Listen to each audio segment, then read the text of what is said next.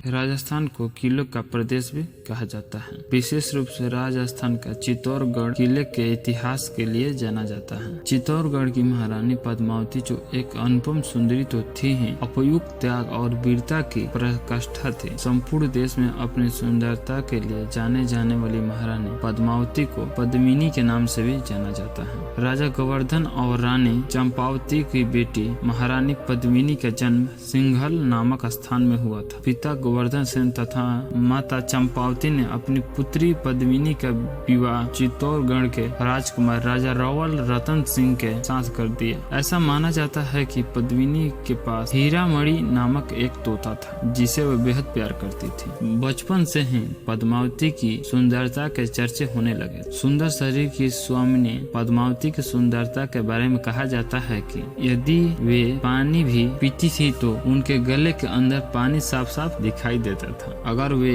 पान खाती थी तो पान का रंग उनके सुंदर गले में नजर आता था। महाराजा गोवर्धन सेन ने अपनी छोटी बेटी पद्मावती के लिए स्वयंवर आयोजित किया, जिसे देश के सभी राजपूत राजाओं को आमंत्रित किया गया। एक छोटे राज्य के राजा मलखान सिंह ने पद्मावती का हाथ मांगा। चित्तौड़गढ़ के राजा रावल रतन सिंह ने भी इस स्वयंवर में जाने का निर्णय लिया, जहां पर उन्होंने मलखान सिंह को हरा दिया और राजकुमारी पद्मावती को विवाह करके चित्तौड़गढ़ ले आए। 12वीं रानी पद्मावती का इतिहास। 12वीं और 13वीं शताब्दी में सिसोदिया राजवंश का बोलबाला था। राजा रावल रतन सिंह इसी राजवंश के महान योद्धा थे। राजा रावल रतन सिंह की पद्मावती के साथ विवाह करने से पूर्व 13 शादियां हो चुकी थी, परंतु राजा महारानी पद्मावती से अधिक प्रेम करते थे। देश के नामी कलाकार, संगीतकारों एवं कवियों को वे समय समय पर सम्मानित भी किया करते थे। चित्तौड़गढ़ में एक बहुत ही अच्छा गायक राघव चेतन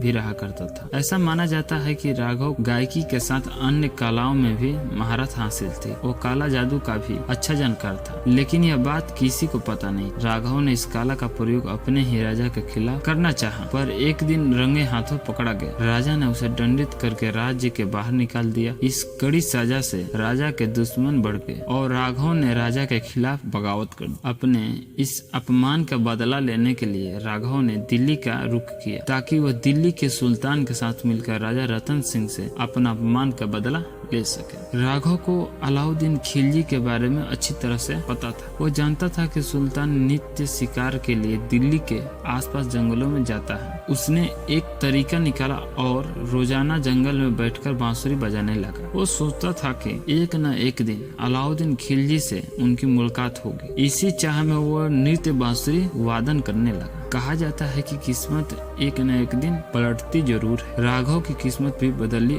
और उसने देखा कि अलाउद्दीन खिलजी शिकार के लिए आ रहा है। राघव ने सुरीली आवाज में बांसुरी बजाना शुरू कर दिया। बांसुरी की इस सुमधुर धुन को अलाउद्दीन खिलजी और उसके सैनिकों ने सुना तो वे दंग रह गए। अलाउद्दीन ने अपने सैनिकों को आदेश दिया कि वे उस व्यक्ति को ढूंढ कर लाए जो इतनी मधुर बांसुरी बजा रहा है। सुल्तान के सैनिक राघव को खोज कर ले आए। सुल्तान ने उसे दिल्ली दरबार में आने को कहा। चालाक राघव ने अपने आप को साधारण इंसान बताते हुए कहा कि मुझे अकिंचन को आप दरबार में क्यों बुला रहे हैं? मैं तो एक साधारण संगीतकार हूँ। सुल्तान ने राघव से कहा कि वह अपनी बात को स्पष्ट करे, तो राघव ने बताया कि चित्तौड़गढ़ का रहने वाला है और वहाँ पर राजा रतन सिंह की रानी पद्मावती जो अति सुंदरी है, उसके मनोरंजन के लिए अपनी कला का प्रदर्शन करके जीविका चलाते हैं। महारानी पद्मावती की सुंदरता का वर्णन राघव इस प्रकार करता है कि सुल्तान उत्तेजना से भर जाता है। सुल्तान सोचता है कि यदि चित्तौड़गढ़ पर हमला कर दिया जाए तो हमें दोहरा फायदा होगा। धन दौलत के साथ ही अनुपम सुंदरी भी हमें मिल जाएगी और रानी पद्मावती हमारे महल की शोभा बढ़ाएगी। राघव द्वारा बखान किए गए महारानी पद्मावती के सौंदर्य पर मन मुग्ध होकर सुल्तान चित्तौड़गढ़ पर हमला करने की योजना बनाता है। चित्तौड़गढ़ की चाक चौबंद व्यवस्था देखकर वो निराश हो जाता है, लेकिन पद्मावती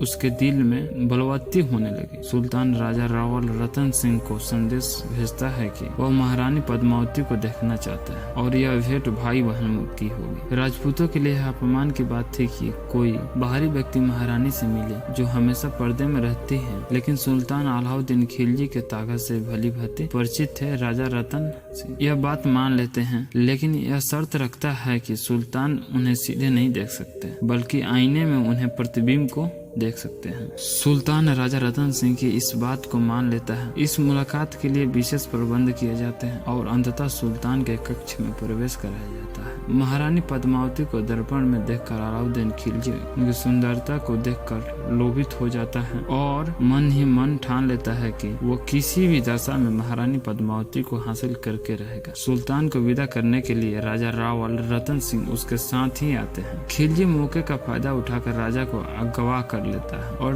बदले में रानी पद्मावती की मांग करता है। राज्य के प्रजा को बचाने और अपने प्रति प्राण रक्षा के लिए रानी सुल्तान के पास जाने के लिए तैयार हो जाती है। अपने सेनापति के साथ योजनाबद्ध ढंग से रानी 150 पालकियों के साथ खिलजी के शिविर की तरफ प्रस्थान करती है। खिलजी के सैनिक जब ये देखते हैं तो उन्हें लगता है कि यह रानी इन्हीं पालकियों में बैठकर आ रही है। जैसे ही पालकियां शिविर के पास पहुंचती है तो प्रत्येक पालकी से एक वीर सैनिक निकलता है और अपने पुरुषार्थ तथा पराक्रम से खिलजी के सैनिकों को पराजित करके राजा रावल रतन सिंह को सही सलामत किले से वापस ले आते हैं। अपनी हार से बौखलाकर खिलजी चित्तौड़ पर हमला कर देता है और राजा रतन सिंह के किले पर जबरदस्त घेराबंदी कर देता है। इस घेराबंदी से किले के अंदर खाने पीने की समस्या उत्पन्न हो जाती है। किले पर मचे हाहाकार को देखकर राजा रतन सिंह अत्यधिक दुखी हो जाते हैं और अंततः वह किले के दरवाजे को खोलने का आदेश देते हैं। दरवाजा खोलते ही खिलजी के सैनिक रतन सिंह के सैनिकों पर टूट पड़ते हैं। राजा रावल रतन सिंह के वीर सैनिकों दुश्मनों को